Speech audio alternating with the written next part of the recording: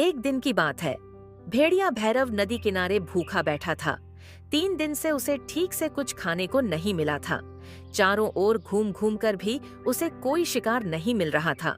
उसी समय दूर से गधा गोपाल आता दिखाई दिया। वह खेतों से घास लेकर लौट रहा था। उसकी पीठ पर बांधे 2 टोकरे भरे थे हरी हरी घास से। भेड़िया की आंखों में चमक आ गई। उसने सोचा, वाह, ये तो आसान शिकार है, बस पास बुलाना है और काम तमाम। पर जैसे ही गोपाल पास आया, भेड़िया मुस्कुराते हुए बोला, अरे गोपाल भाई, नमस्ते। कितने दिनों बाद दिखे तुम। गधा थोड़ा चौकन्ना हुआ। भेड़िया भैरव, नमस्ते। पर मैंने तो तुम्हें कभी अपना मित्र नहीं माना। भेड़िया ने नकली हंसी हंसी। अरे अब मान भी लो ना, जंगल में सबका साथ जरूरी है। और वैसे भी मैंने सुना है तुम बहुत होशियार हो। चलो आज से दोस्त बन जाते हैं। गोपाल मुस्कुराया। दोस्ती तुम्हारे साथ? लेकिन तुम तो मांस खाते हो। अरे वो तो जंगल की मजबूरी है भाई, अब मैं बदल गया हूँ। मैं तो अब घास भी खा लेता हूँ अगर दोस्ती निभानी हो। गधे ने सोचा, शायद सच में यह बदल गया हो, और उसने कहा, ठीक है, अगर तुम्हारा मन साफ है तो दोस्ती मंजूर है। अब गोपाल और भैरव साथ घूमने लगे। कभी नदी किनारे बातें करते, कभी फल फूल तोड़ लाते और कभी साथ में झरने के पास बैठकर शाम बिताते। जंगल के बाकी जानवरों ने भी नोटिस किया, ये कैसी अजीब जोड़ी है, भेड़िया और गधा। बंदर हंसते, हिरण कानाफूसी करते और लोमड़ी तो खुलकर बोलती, ये दोस्ती ज्यादा दिन नहीं चलेगी। पर गधा गोपाल के मन में भेड़िए के लिए भरोसा बढ़ता जा रहा था। भैरव हमेशा मीठी बातें करता, कभी मदद के लिए घास तोड़ देता, कभी रास्ता दिखा देता। लेकिन भीतर ही भीतर भैरव के मन में एक चाल चल रही थी। एक दिन भैरव बोला, गोपाल भाई, मैंने सुना है जंगल के उत्तर हिस्से में बहुत स्वादिष्ट सेब और आम लगे हैं। क्यों ना आज वहां चलें? गोपाल खुश हो गया। वाह, हाँ चलो, मैं भी कभी वहां नहीं गया। दोनों सुबह निकल पड़े। रास्ता लंबा था, सूरज सिर पर था। गधा घास खाकर चल रहा था, लेकिन भेड़िया तो भूख से तड़प रहा था। भैरव के मन में विचार आया, अब मौका है। अगर मैं इसे अकेले किसी घाटी में ले जाऊं तो आसानी से पकड़ सकता हूँ। वह बोला, गोपाल, उधर उस गुफा में ठंडी छांव है, चलो थोड़ा आराम कर लेते हैं। गोपाल को कुछ शक हुआ। उसने मुस्कुराकर कहा, भैरव भाई, आप पहले चलिए, मैं थोड़ी देर में आता हूँ, मुझे पानी पीना है। भेड़िया आगे बढ़ा और जैसे ही गुफा में दाखिल हुआ, अंदर से एक गर्जना गूंजी। वहाँ एक बड़ा भालू बैठा था। भालू गर्जा। कौन है जो मेरी गुफा में घुस आया? भेड़िया डर के मारे पीछे भागा और ठोकर खाकर गिर पड़ा। गधा दूर से देख रहा था और हंसते हंसते बोला, क्या हुआ भाई, गुफा में ठंडी छांव मिली?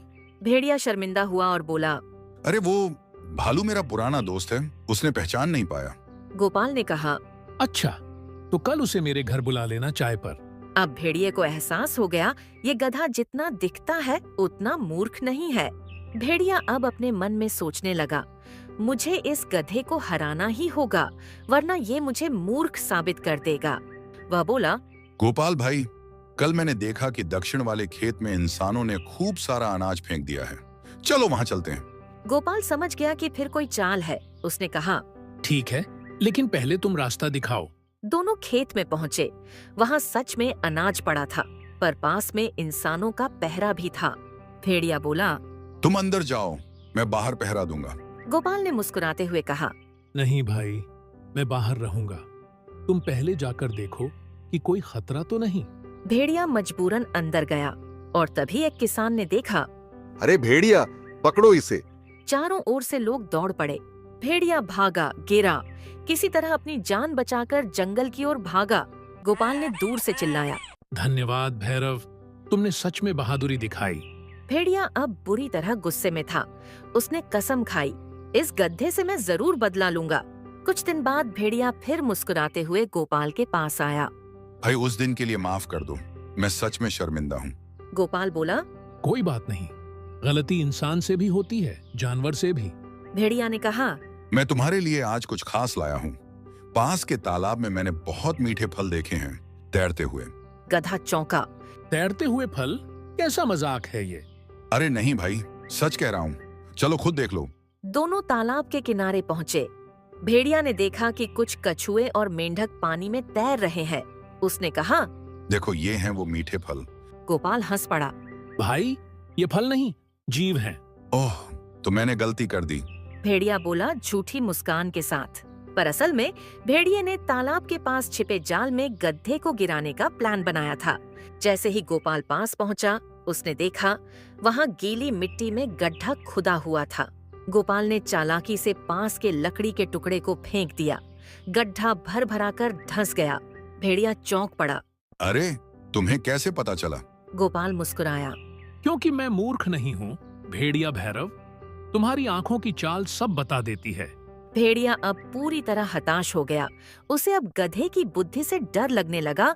कुछ दिन बाद जंगल में शेर राजा ने सभा बुलाई। विषय था, कौन है सबसे ईमानदार जानवर। सभी जानवर एक एक करके अपने विचार देने लगे। भालू बोला, हाथी सबसे ईमानदार है। हिरण बोला। नहीं, तोता ईमानदार है। तभी भेड़िया खड़ा हुआ। मुझे लगता है कि गधा गोपाल सबसे बेईमान है। ये चालाकी से सबको मूर्ख बनाता है। जंगल में फुसफुसाहट हुई। शेर ने पूछा, क्या सबूत है? भेड़िया बोला। इसने कई बार मेरे साथ धोखा किया। अनाज के खेत में मुझे फंसवाया। गोपाल शांत खड़ा रहा और बोला, महाराज, अगर अनुमति हो तो मैं भी कुछ कहूँ। कहो। शेर ने कहा। गोपाल ने बताया कि किस तरह भेड़िया उसे बार बार धोखा देने की कोशिश करता रहा, पर हर बार खुद जाल में फंसता रहा। शेर ने सब सुना और फिर कहा, भेड़िया, तुम्हारे झूठ का पर्दाफाश हो गया। जंगल में धोखेबाजों की कोई जगह नहीं। भेड़िया शर्म से सिर झुका लिया। उस दिन से वह जंगल के किनारों पर अकेला रहने लगा। मौसम बदला, बरसात आई, नदी उफान पर थी। गोपाल अब जंगल के सभी जानवरों में प्रिय बन चुका था। सब उसकी समझदारी की तारीफ करते थे, पर भेड़िया भैरव अब भी अंदर से जलता था। उसने सोचा, मैं एक आखिरी बार कोशिश करूंगा, या तो इसे खत्म कर दूंगा या खुद मर जाऊंगा।